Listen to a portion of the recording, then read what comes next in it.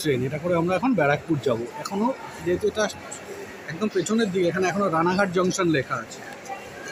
সামনেটাও আশা করি রানাঘাট জংশনই লেখা থাকবে। এই হচ্ছে ট্রেন, একদম দেখতে মেট্রো রেলের মতো।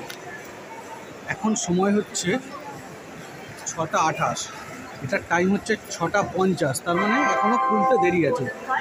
ওই মেট্রোর মতো, যেহেতু এসি ট্রেন ওয়েট করতে হবে। আমরা ট্রেনটায় উঠব।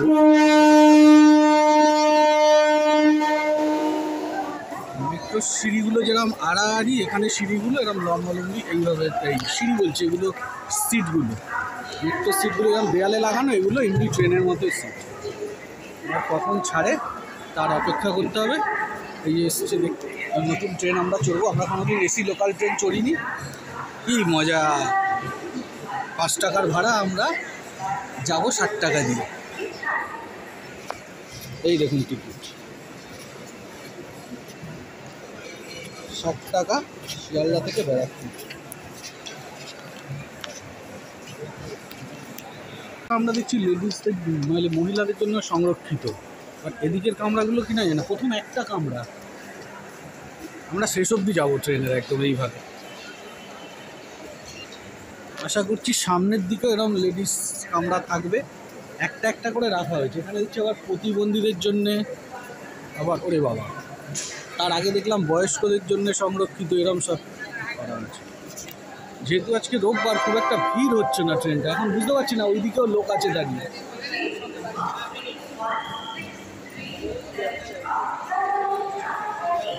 প্রথম দিকে চলে এসেছি কামরা, মানে ট্রেনটার একদম প্রথম কামরা দেখা যাচ্ছে সামনে, তাই না?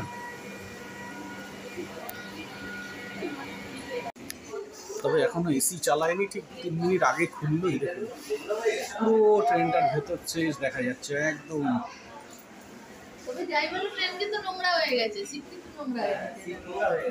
সিট নোংরা হয়নি, এগুলো পুরনো সিট বসিয়েছে আমার মনে হচ্ছে।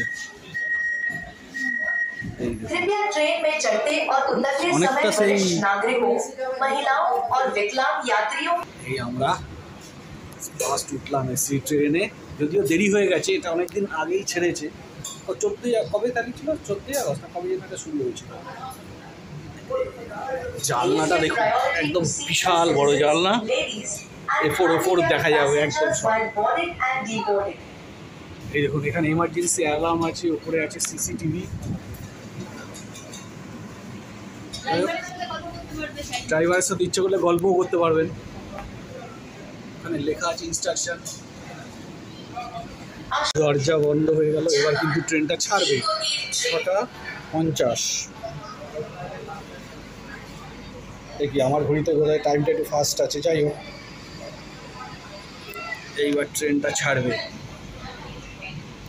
ট্রেনটা ছাড়লো প্রচণ্ড স্মুথ, বোঝাই গেল না ট্রেনটা ছেড়েছে। একমাত্র ছবিগুলো পেছন দিকে যাচ্ছে বলে প্ল্যাটফর্ম বুঝতে পারলাম যে ট্রেনটা ছাড়লো। তবে একটা অসুবিধা হয়ে গেল, এই ট্রেনটা আমরা সকালে যেহেতু উঠতে পারলাম না, সকালে তো রানাঘাট থেকে এই দিকে আসে, তার ফলে আমাদের ঠিক যাওয়া হলো না। আমরা এখন যাচ্ছি ব্যারাকপুর, অন্ধকারে যতটা তোলা যায় তোলার চেষ্টা করব। বাই বাই করে বেরিয়ে যাচ্ছে ট্রেন বিধাননগরের দিকে। এখানে বেশি স্টেশন কিন্তু থাকবে না, এটা গ্যালোপিনের মতোই ট্রেনটা, গ্যালোপিন ট্রেন। এটা প্রথমে যাবে শিয়ালদা থেকে বিধাননগর, তারপর দমদমে থামবে, তারপর থামবে সোদপুর, তারপর খড়দা, তারপর ব্যারাকপুর, তারপর নৈহাটি, তারপরে কি কাঁচরাপাড়া, কল্যাণী, আরেকটা যেন কি মাঝখানে আছে চাকদা, তারপর রানাঘাট। বেশ জোরে চলছে, হালকা হালকা ঠান্ডা লাগছে, তাই না? না, যাক, একদিন তো চড়াই যেতেই পারে, সবাই তো একদিন করে চড়তে পারে। পুজোর সময় তো এই ট্রেনটাতেই আশা করি প্রচুর ভিড় হয়ে যাবে। এই দেখুন শিয়ালদা এক্সপ্রেস প্ল্যাটফর্মগুলোকে ক্রস করছে, করে চলে যাচ্ছে ধীরে ধীরে বিধাননগরের উদ্দেশ্যে। আবার ব্যাগ রাখার এরকম করেছে, ব্যাগ রাখার জায়গা। এই ট্রেন ঢুকে গেল দমদম জংশনে।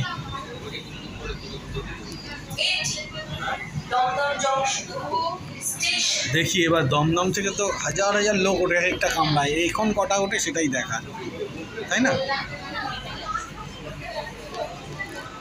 আমরা আর উঠে ঘুরছি না, এদিক থেকে ওদিক যাবো না, কারণ সব কামরাই একরকম। আর এই যাওয়া মানে এই সিটটাও চলে গেল। জানলার সামনে অনেক কষ্টে বসেছি। 7টা 4-এ দমদমে এলো, মানে 52তে ছেড়েছে 4। দেখি কটা লোক ওঠে গুনুন সবাই। একজন নামলো, একজন উঠলো। ওই কামরায় কিছু লোক উঠলো, ওই দৌড়ে উঠলো। বেলঘরিয়া আগরপাড়া ঢুকছে এখন, বেলঘরিয়া ছাড়িয়ে আসছে। রাতের অন্ধকার বলে কিচ্ছু বোঝা যাচ্ছে না, এটা দিনের হলে খুব সুন্দর ভিউজগুলো আসতো। এসে গেলাম, ব্যারাকপুর অব্দি আমাদের টিকিট। এবার আমরা নামবো। এই আমরা ব্যারাকপুরে এখন নেমে গেলাম। ব্যারাকপুর অব্দি আমরা টিকিট কেটেছি। ওই যে দেখা যাচ্ছে দাদা বৌদির হোটেল, ওরে বাবা, এটা স্টেশনের সামনেই। এটা এইবার আমরা ব্যারাকপুর নেমে গেলাম। আমাদের ভিডিওটা আমরা এখানেই শেষ করবো। ট্রেন জার্নিটা খুব সুন্দর ছিল। যদি ভিডিওটা ভালো লাগে তাহলে লাইক সাবস্ক্রাইব করে দেবেন চ্যানেলটাকে, আর ভিডিওটিকে লাইক শেয়ার কমেন্টস করে আমাদের সাথে থাকবেন।